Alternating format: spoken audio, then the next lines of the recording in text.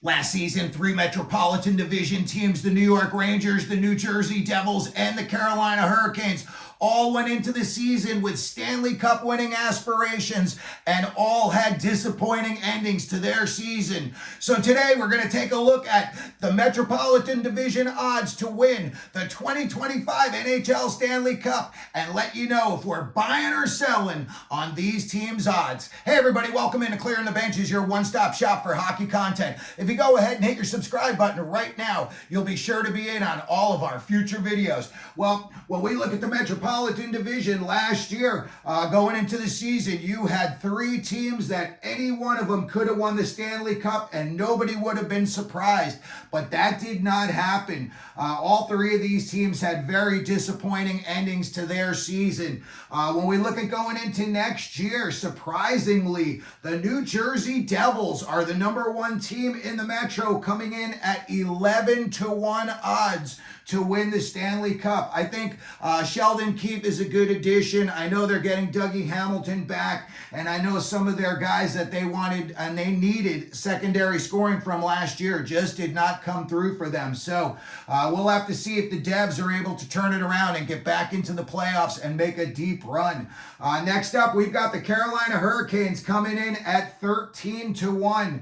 I'm not buying. I think the Hurricanes may have taken a significant step back this offseason. I think that Brady Shea leaving town is going to be a really big hole on the back end. Pesci leaving. I think they're going to have some issues, and this might be the beginning of the decline in Carolina. Next up, also at 13-1, we've got the New York Rangers. Last year when they went up 2-1 against the Florida Panthers, they were that close and they let it get away from them. I know Peter Laviolette was very, very intent on winning a cup last year, so I guess they're going to run it back one more time this year. We'll have to see how it goes, and we'll see if they do any tinkering as the season goes on. Now you've got a massive drop-off to the next 2 teams. Talking about the New York Islanders coming in at 45-1.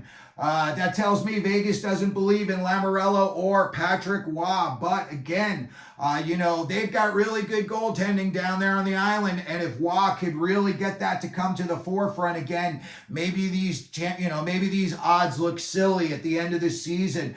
Next coming up again at 45-1, the Pittsburgh Penguins, who are just involved in a massive trade today when they sent Braden Yeager to the Winnipeg Jets in return for Rutger McGroarty.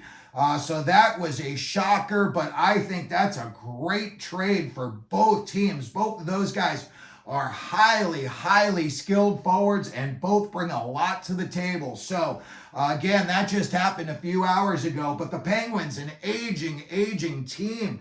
You got all those old superstars from years past locked up for years to come at high prices. I just don't see it. And you know what?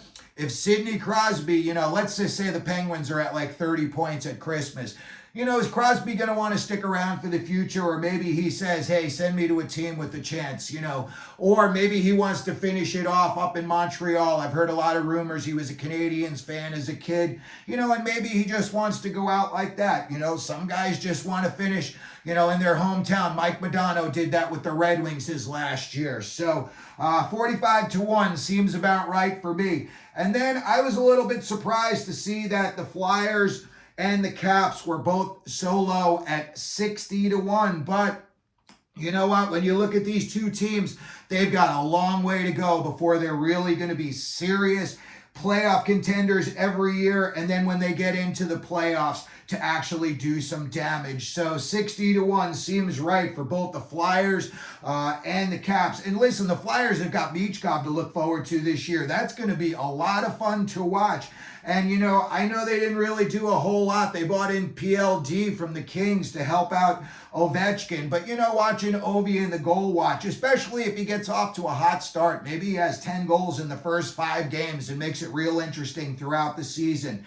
And then you've got a huge drop off down to 250-1. And we're talking about CBJ, the Columbus Blue Jackets.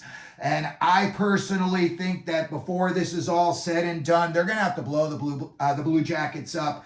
I just think, I don't know if the Johnny Hockey thing is going to work out for them as far as the term of that contract. I think he might be, getting moved off at some point. But I just think that the Blue Jackets have got such a long way to go.